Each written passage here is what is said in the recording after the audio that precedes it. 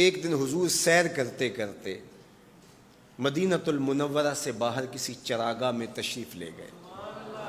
وہاں ایک قافلے نے پڑاؤ کیا ہوا تھا، تو ان کے سرخ رنگ کے اونٹ چل رہے تھے. ایک اونٹ حضور کو پسند آ گیا، اس کے بخت کے حضور کو پسند آ گیا. تو حضور نے ان سے کہا کہ یہ اونٹ بیچتے ہو؟ انہوں نے بیچنا تھا یا نہیں بیچنا تھا. حضور نے پوچھا تو کہا جی بیچتے ہیں. یا پھر مجھے اپنے شیخ یاد آئے، وہ کہتے ہیں میں دل ویچاں میں جگر ویچاں جے پیارا محمد آ جاوے، نہیں میں اپنا سارا گھر ویچاں جے پیارا محمد آ جاوے. کہا جی بیچتے ہیں. کتنے کا؟ کہا اتنے کا. سودا طے ہونے لگا. حضور نے فرمایا ٹھیک ہے میں اسے خریدتا ہوں. جو قیمت طے ہوئی، فرمایا کہ میں کوئی تاجرانہ غرض سے تو چل کے آیا نہیں تھا کہ قیمت ساتھ اٹھا لاتا. میں تو سیر کے لیے آیا، اچانک اونٹ پسند آ گیا تو میں اپنے شہر جا کے اس کی قیمت تمہیں بھیج دیتا ہوں. انہوں نے کہا ہمیں منظور ہے. حضور نے اونٹ پکڑا اور چل دی. کافی دیر وہ حضور کو دیکھتے رہے، اور جب حضور چلنے لگے تو حضور کی رفتار کے حسن میں کھو گئے. جب نظروں سے اوجھل ہو گئے تو دل پہ ہاتھ رکھ کے کھڑے ہو گئے. تھوڑی دیر گزرنے کے بعد سکتے سے باہر آئے تو ایک دوسرے سے پوچھنے لگے یار یہ جو شخص آیا تھا کسی نے اس کا پتہ بھی پوچھا؟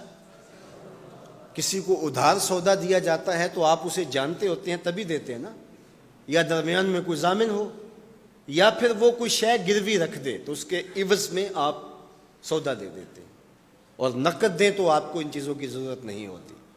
تو کہا ایک شخص آیا اور اونٹ لے گیا، کسی کو پتہ ہے یہ شخص کون تھا؟ تو انہوں نے کہا نہیں ہمیں نہیں پتہ. یار عجیب کہانی ہے، ایک شخص آیا قیمتی اونٹ لے گیا اور اپنا پتہ بھی نہیں بتا کے گیا، کوئی درمیان میں ضامن بھی نہیں رکھا اس نے، اور کوئی شے بھی گروی نہیں رکھی. ایک بولا یار جب وہ باتیں کرتا تھا اس کے منہ سے نور جھڑتا تھا، میں تو اس کے چہرے کو دیکھتا رہ گیا. اذا سر استنار وجہہ، اس کے چہرے سے نور نکلتا تھا. دوسرا بولا یار جب وہ مسکراتا تھا تو میں تو اس کی مسکراہٹ میں ہی کھو گیا. ایک نے کہا جب وہ بات کرتا تھا منہ سے چھن چھن نور کی کرنیں نکلتی تھی. اللہ اکبر. ایک کہا یار میں تو اس کی زلفوں کے پیچ و خم میں کھو گیا. اللہ اکبر. ایک کہنے لگا یار میں تو اس کی آنکھوں میں ڈوب گیا. کیا خوب سجن دیاں اکھیاں نے، کیا خوب سجن دیاں اکھیاں نے جویں پر کے سرائیاں رکھیاں نے. تو اجے میرا یار نہیں ڈٹھا جنوں ویکھ کے چن شرماوے. ادھی راتیں دن چڑھ جاوے جیو رخ تو نقاب اٹھاوے.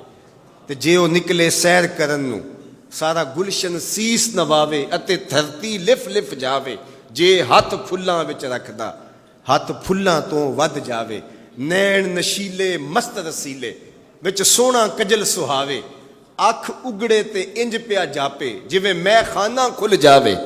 تے جے او کھولے پیچ زلف دے اتے راہی راہ پل جاوے. توبہ توبہ حسن سجن دا چال نہ چلی جاوے. بجلی ڈردی لشک نہ مارے متا بے ادبی ہو جاوے. علم خدا نے اینا دتا عقلاں وچ نہ آوے. عقل خدا نے اینی دتی علماں وچ نہ آوے. کی اعجاز نظر وچ او دی جو آوے وک جاوے. خلق او دے نے مولئی دنیا کوئی ورلائی جان بچاوے. آزم ایڈا سونا ماہی سانو کدرے نظر نہ آوے. انہوں نے کہا یار ہم تو اس کے حسن میں کھو گئے، کسی کو یاد نہیں رہا اس کا پتہ پوچھ لیتا. انہوں نے کہا جو بھی ہوا سو ہوا. اب وہ اپنے حسن کا جادو جگا کے تم سے قیمتی اونٹ ہتھیا کے لے گیا، اب وہ نہیں آئے گا.